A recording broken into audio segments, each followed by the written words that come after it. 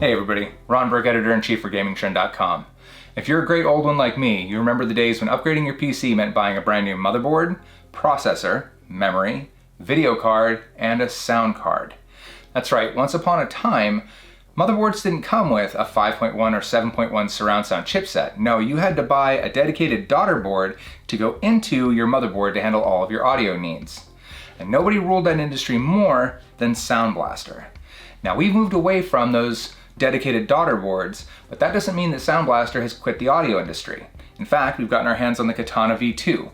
It's a multi-channel soundbar with subwoofer aimed specifically at gamers. So let's unbox this thing and see if Sound Blaster can hold on to that audio crown.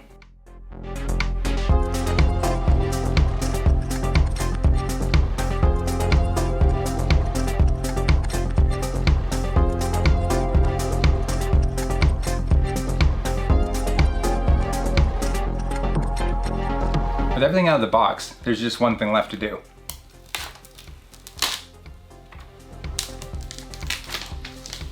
That's the stuff. The first thing I want to talk about is power, because it's the thing you're probably most interested in. The soundbar itself has two 2.5 inch drivers and one 3/4 inch tweeter, capable of pushing 132 watts at peak. The subwoofer has a 6.5 inch driver, capable of pushing 120 watts at peak. All that is powered with the power supply, of course. If you're in North America, they have a nice 6-foot long cable included. If you're in Europe, I'm sorry, I don't know where these are from exactly, but it also includes those particular devices as well, so you're all set wherever those are good for. Also included is a USB-C, thankfully. Thank you for moving to this as a standard, as well as a toslink and some mounting brackets, so you can mount this underneath your TV or anywhere you'd like to have this thing up off of a desk, and obviously the remote. Sorry guys, no batteries. You're on your own for that one. Now my thing is always to grab the manual and toss it away, but Sound Blaster decided to invoke some more nostalgia. We officially have the dad driving across country trying to read a map while driving instruction set, so enjoy all of that nonsense rather than a book. Once you've put away the Rand McNally map, you get to pull out the tiny warranty card, which is the same sort of deal. It has what has to be the smallest possible font. I've got pretty good eyes and I had to use a magnifying glass. I'll save your eyes and just tell you that it has a 1-year warranty. Now, this device comes in at $379, so I'm gonna suggest a familiar thing. Head to Square Trade, pick yourself up a warranty that'll extend that. $379 is a lot of money, at least it is for me, so I'd like to have some peace of mind to go with it. It's very kind of Sound Blaster to include all of those cables with the Katana V2, and which one you use will be largely dependent on your use case. So we're going to go over them one at a time, and I'll explain how you might use them for yourself. First up is the HDMI out with ARC. So ARC is a technology that allows a device to take control of the soundbar or any other sound device. And for example, when you turn on your PlayStation 5 or you turn on your Xbox Series X or S, it can also turn on the Sound Blaster Katana V2. So you're ready to go without the need to go find the other controller and make sure it has batteries in it. This next port is SXFI out. Sound Blaster created this for their headphones, but now we're starting to see it in other devices that have virtual surround sound. So this is a DSP chip that is supposed to recreate the sound stage of a premium multi-speaker system, but do it in a smaller form factor. So I'm eager to hear how this sounds, given that it is a virtual surround sound system. This next connection type is a USB Type-C, simply labeled USB audio in. You can connect this to a PC. This whole device is meant to be plug and play, and right there it is. Simply plug in USB into your PC and the USB Type-C connector here, and you're off to the races. The last connection type is optical in, or toslink. They have included a cable. I don't see this used very often. I've personally used it when I've had issues with HDMI not working correctly, or perhaps ARC not working correctly, and I just needed to use something for audio. You can connect this directly to a console, bypassing the need to run it directly to a TV. I have used this in the past when maybe a receiver didn't support all the features that I wanted to connect the TV to, so I simply bypassed the receiver and ran audio directly to this Toslink port. The last two ports here are the subwoofer out and power. So let's flip this to the front and I'll show you one last port that's been added from the Katana V1 to the Katana V2. The folks at Sound Blaster did listen to their fans. On the Katana V1, there was no dedicated audio port like this, but on the V2, we see it down here on the bottom. More than likely, you're going to use this in an office setting, so having it where you can plug in a headphone jack easily is a nice addition.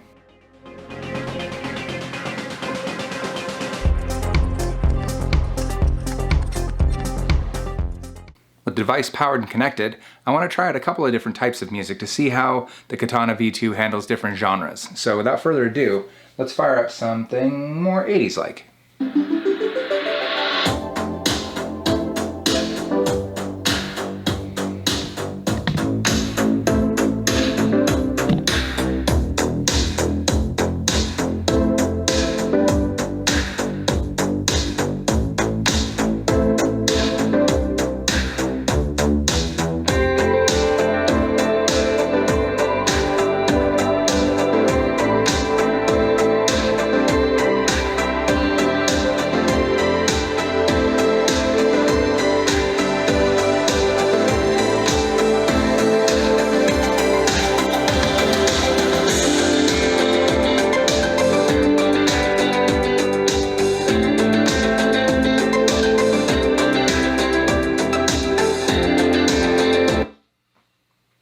That's shaking the whole room level of loud. That is awesome, and it's not even turned all the way up.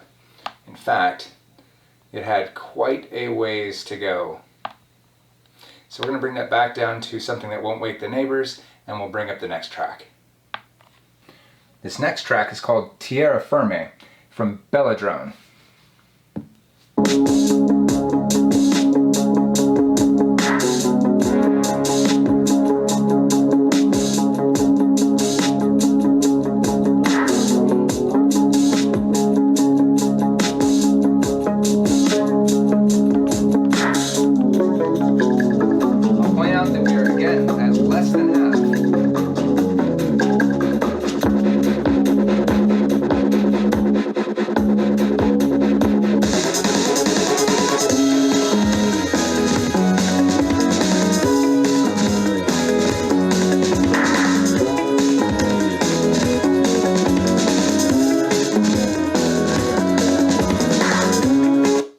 This next track is called Snowflakes from Ghost Beats.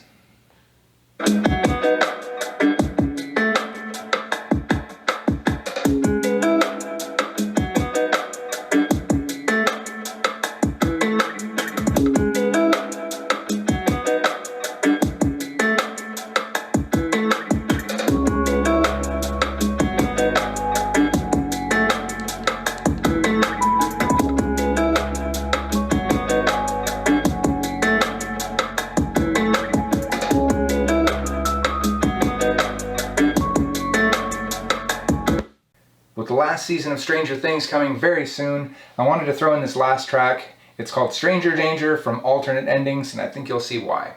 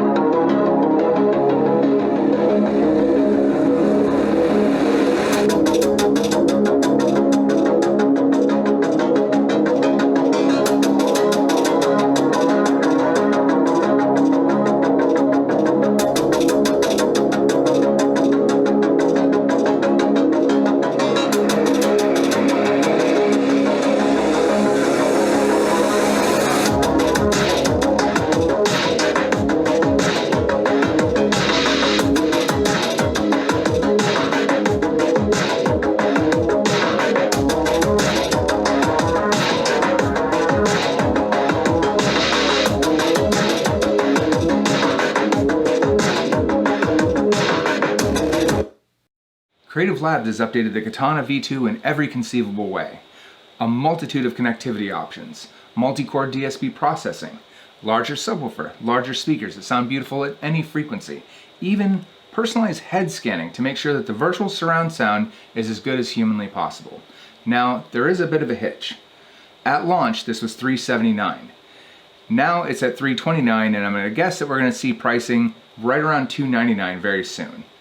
Now, that said, it's much like buying a good monitor. Buying good speakers is going to make every game you have sound better, along with all your music and your movies. So if you have a space that doesn't accommodate 5.1 physical speakers, you can't go wrong with this. Now, if you'll excuse me, I'm going to tune up some music. I'm Ron Burke, Editor-in-Chief for GamingTrend.com. Stay safe out there, and we'll see you again very soon.